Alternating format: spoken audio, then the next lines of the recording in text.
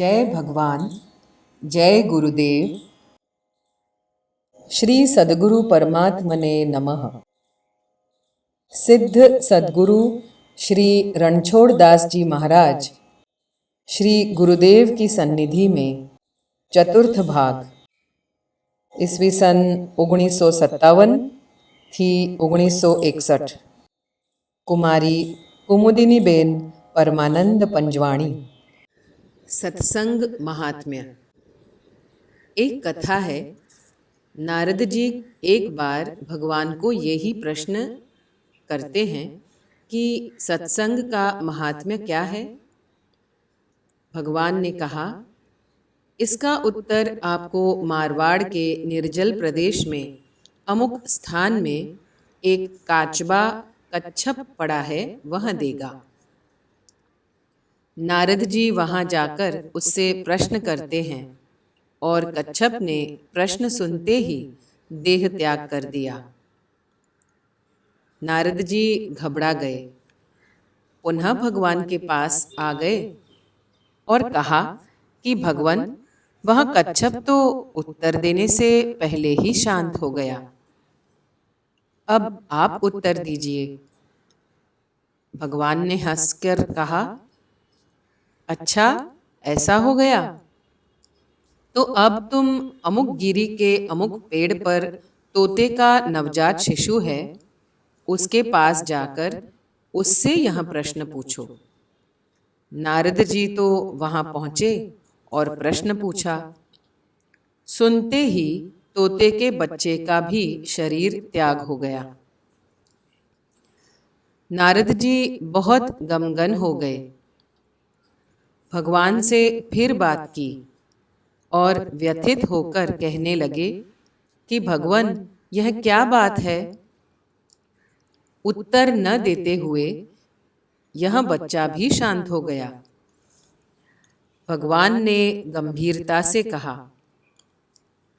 घबराओ नहीं, अब तुम्हारे प्रश्न का उत्तर जगन्नाथपुरी के पंडा जी के यहाँ गाय को बछड़ा आया है, उस बछड़े के पास जाओ।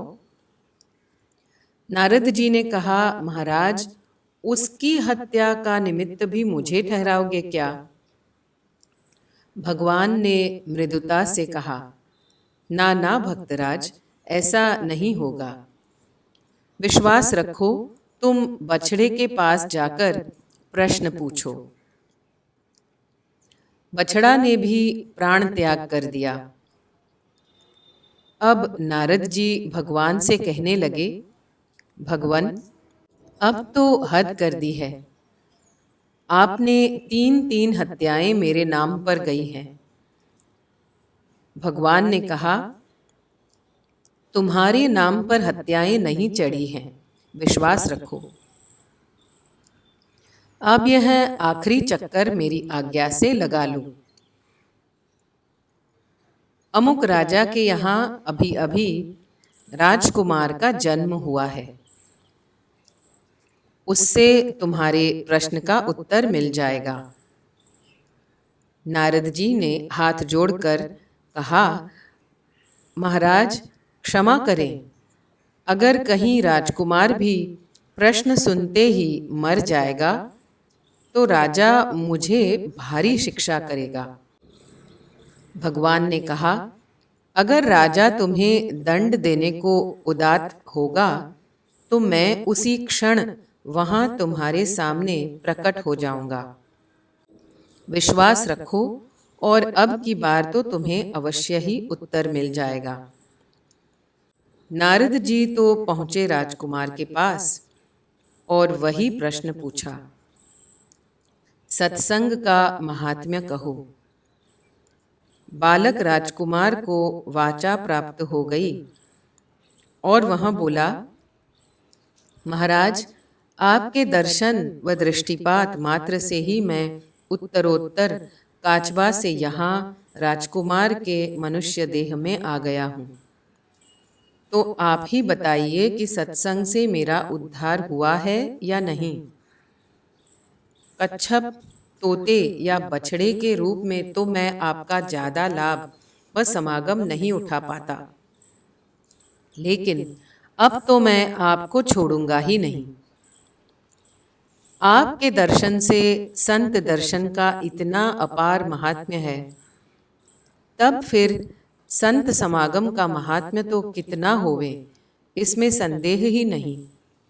कहा है कि गंगा पाप, शशि ताप, कल्पतरु दीनता का नाश करता है, परंतु संत जन तो पाप, ताप, दारिद्र्य, त्रिताप का नाश कर देते हैं, जीव को अखंड शांति पहुंचाते हैं। मानव जीवन का मूल्य नहीं समझने वाला मनुष्य साधु पुरुषों की सेवा से मिलने वाले माधुर्य का अनुभव तक नहीं कर सकता। सब अपने को बहुत समझदार व समझू मानते हैं, बुद्धिमान मानते हैं, परंतु सही बुद्धिमान वही है जो अपना यथार्थ स्वार्थ को साध लेता है। यथार्थ स्वार्थ माने क्या, इसे खूब समझना चाहिए। स्व अधिक अर्थ बराबर माने स्वयं को लाभ होवे, वही स्वार्थ है। मनुष्य देह को लेकर यह समझता है कि मैं देह मात्र हूँ। इसमें कुछ सत्यांश है। देह के माध्यम से ही वह अपने को जानता व मानता है। स्व माने जीव, चैतन्य अपने शरीर को लेकर मेरा शरीर, मेरा मन ऐसा समझता है, अनुभव करता है। अपने से ही अपने को अहम ऐसा जानता है। वह स्वयं ज्ञाता ज्ञानवान ही अपने ज्ञान से सारे शरीर में व इंद्रियों के द्वारा बाहर के विषयों को जानता है, विषयों को अनुभव करता है। जिस प्रकार सूर्य के अपने किरण हैं, उसी प्रकार ज्ञाता को अपनी ज्ञान रश्मियां हैं। वह देह व इंद्रियों में प्रोत पीरी हुई संलग्न रहती हैं। इसलिए देह इंद्रियों को जो स्पर्श अनुभव होता है, वह जीवात्मा को होता है, परंतु वह स्वयं आत्मा स्वयं देह इंद्रियों से अत्यंत सूक्ष्म होने के कारण दिखता नहीं है। वस्तुतः देह इंद्रियों के सब भोग अर्थ आत्मा को लेकर ही है। मृतक की इंद्रियां, देह इत्यादि वैसे ही मौजूद हैं, परंतु भीतर का सही कर्ता, भोक्ता, ज्ञाता जो था आत्मा, वह चला गया है। इसलिए उसको जो काम में उपयोग नहीं आते हैं, वे सब अब निकम्मे पड़ रहे हैं, हो गए हैं। वह तो चला गया, साथ में देह नहीं ले जाता है। तब फिर देह के संबंधी व संबंधित वस्तु पदार्थ आदि जिसको वह अपना स्वार्थ समझता मानता था, वह सब का सब निरर्थक धरा रह गया है। पीछे उसको तो सब कुछ छोड़ छाड़ कर अकेला ही जाना पड़ा है, अचिंत्य स्थान को। उसी वक्त अगर ज्ञान भान रह जावे तो सही में मालूम पड़ जाता है कि ज्ञाता स्व कौन है। शास्त्रों में इसके बारे में बहुत कुछ बतलाया है। उसी वक्त भगवान ही पूरी मदद करता है। शरीर त्याग के पश्चात अच्छा शरीर, अच्छी स्थिति प्राप्त होवे, इसी का नाम ही चतुर्थ पुरुषार्थ, धर्म, अर्थ और काम। इन तीनों पुरुषार्थ से ही इस चतुर्थ पुरुषार्थ मोक्ष का ही ज़्यादा महत्व है। तीनों पुरुषार्थ का उपयोग चतुर्थ को साध्य करने में, तीनों का उपयोग चतुर्थ स्वार्थ के लिए करना चाहिए। इस प्रकार सर्व धर्म के शास्त्रों ने समझाया है। परंतु यह बात किसी किसी को अच्छी लगती है तो किसी किसी को अच्छी नहीं लगती है। कारण कि दौ भूत सर्गौ लोकेस्मिन्दैव आसुर एव च दैवी संपत्ति मोक्षाय निबंधाय सुरीमत। दो प्रकार की उत्पत्ति जगत में है, दैव और असुर। उसमें दैवी संपत्ति छूटने के हेतु, आसुरी बंधन के हेतु होती है। आसुरी प्रकृति के जीवात्मा को ऊपर की बात मानने में, समझने में नहीं आती है, या तो उनको ऐसी बातें सुनना भी पसंद प्रिय नहीं लगती हैं। उनमें तमोगुण व रजोगुण की अधिकता होने के कारण देह बुद्धि, ममत्व, मोह, लालसा अधिक होती है। सात्विकता को व सत्वगुणी को ऐसे लोग विपरीत समझते व देखते हैं। उनमें तमोगुण व रजोगुण की अधिकता होने के कारण देह बुद्धि, ममत्व, मोह, लालसा अधिक होती है। सात्विकता को व सत्वगुणी को ऐसे लोग विपरीत समझते व देखते हैं। भगवान कौन है, यह जो जानता है, समझते हैं और भगवान ही के संग में या भगवान के होकर रहने में ही सर्व प्रकार का लाभ और स्वार्थ सिद्ध हो जाता है, ऐसा जिन्होंने समझा है, विश्वास पूर्वक वे ही हैं संत, भगवत भक्त। इसलिए भगवत जनों का या संतों का प्रथम सिद्धांत ही ये होता है कि भगवान को प्रिय बने रहें, वैसी रीत व्यवहार से जीवन यापन करना और भगवान नाम गुणगान में ही गुलतान रहते हैं। दुनिया के लोग उनको साधु बाबा कहते हैं। यथार्थ में संतों के संग में अर्थात सत्संग में, माने सत के संग में रहने से ही यथार्थ लाभ, यथार्थ स्वार्थ सिद्धि हो जाती है। बाकी सब तो असत ही है। आखिरी में तो परवशता से भी छोड़ना ही पड़ता है। इसलिए असंत के संग से मुक्त होते रहना ही बुद्धिमानी है। तजो मन हरि विमुखन को संग, जाके संग कुमति अति उपजत, परत भजन में भंग। हरिजनों का प्रत्येक व्यवहार हरिमय होता है। विषयी जनों का प्रत्येक व्यवहार विषयमय होता है। भगवान का स्मरण, श्रवण, सेवन, पूजन आदि सब कुछ सुखद है। समझदार लोग भी इसको अच्छा मानते व कहते हैं। इसी से भगवत भक्ति में उत्साह बढ़ता है। संत समागम का रंग, सत्संग रंग दिन प्रतिदिन उत्तरोत्तर ज़्यादा चढ़ता जाता है। सत्संग का रंग एकमात्र ऐसा रंग है जो पूर्व के रंगों की अशुभ असरों को भी मिटा देता है।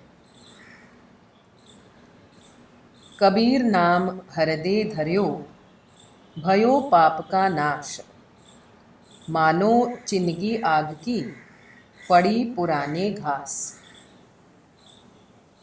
संत समागम से बुद्धि व चित्त शुद्धि होती है।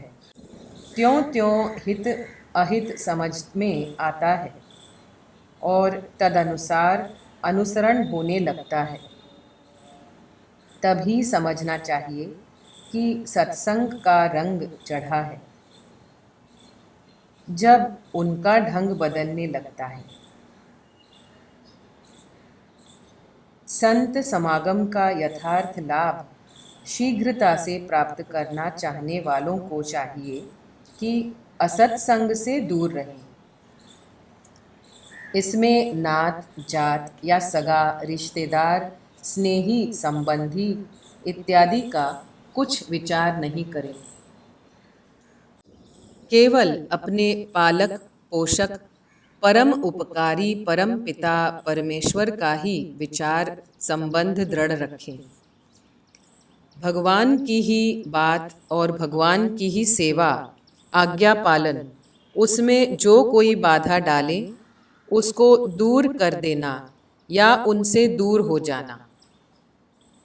रोगी को कुपथ्य कराने वाला स्नेही या हितचिंतक नहीं होता है, यह तो वैरी होता है। इस प्रकार सोच समझकर असत कुसंग शीघ्र त्याग कर दो। मीराबाई को गोस्वामी जी ने स्पष्ट कहलाया कि जाको प्रियन राम वैदेही तजिए ताहि कोटि वैरो सम यद्यपि परम सनेही। प्राकृत प्रकृति में प्रीति यही विषय रस और विषय ही विष है। भगवान ही अमृत औषध है। इस प्रकार विष बढ़ाने वाला परम स्नेही होने पर भी कोटि वैरी के समान जानना। दानो दुश्मन सारो मूर्ख मित्र नहीं सारो। पिता तजो प्रहलाद विभीषण बंधु भरत महतारी ता भये जग मंगल चारो। प्रहलाद जी के निमित्त से उनके पिताजी की मृत्यु हो गई, फिर भी प्रहलाद जी महान भक्त और मंगलकारी मनाए जाते हैं। कारण नारद जी का संत समागम। नारद जी ने स्वयं कहा है कि हरिजनों के वैष्णवों के संग से वे भक्ति करने लगे थे। विभीषण जी को पद प्रहार करके अपमानित किया जाता है। तभी विभीषण जी श्री राम जी की शरण में पहुंचते हैं। श्री राम जी ने उसी वक्त लंकेश कहकर बुलाए हैं। विभीषण जी सात्विक थे, परंतु राक्षस कुल के थे। फिर भी हनुमान जी के समागम के प्रभाव से उनके अंतःकरण में श्री राम जी की करुणा व सामर्थ्य की अमिट छाप अंकित हो जाती है और उन्होंने चाहा था कि ऐसे स्वामी की शरण में पहुंच जाना अच्छा है। यहाँ तो यह हालत है। सुनहु पवन सुत रहनी हमारी जिमी दशन मह जीभ बिचारी। तामस तनु कछु साधन नाही प्रीति न पद सरोज मन माही। परंतु आपके मिलने पर मुझे लगता है कि भगवान की कृपा मेरे पर भी होगी, क्योंकि अब मोहि भा भरोस हनुमंता बिनु हरि कृपा मिलहि नहीं संता। एक घड़ी आधी में पुनि आध तुलसी संगत साधु की कटै कोटि अपराध। श्री राम जी के समीप पहुंचने पर सुग्रीव इत्यादि की सलाह विभीषण जी के ग्रहण स्वीकार के विपरीत पड़ती है। तब भी श्री हनुमान जी के आग्रह व अनुभव युक्त अभिप्राय के आगे सबको चुप रहना पड़ा। किंचित समय के सत्संग का इतना भारी लाभ हो गया विभीषण जी को, तब जो सदा सर्वदा सत्संग में रहता है उसके लाभ की क्या गिनती या सीमा हो सकती है। कविजन करत विचार बड़ो, कौन कौन भनी जय। को कहे अवनी बड़ी, जगत आधार बनी है। सो धारी शिर शेष शिव, भूषण तेहि कीन्ही। शिव आसन कैलास सौ, भूज भरी रावण लीन्ही। रावण जीत्यो बाली, वो राघव शरते गिर पड़ो। अग्र कहे त्रैलोक में, जो हरि धरे सो बड़ो। श्री रामचंद्राय नमः। श्री पतित पावन चरण कमलेभ्यो नमः। श्री सद्गुरु परमात्मने नमः।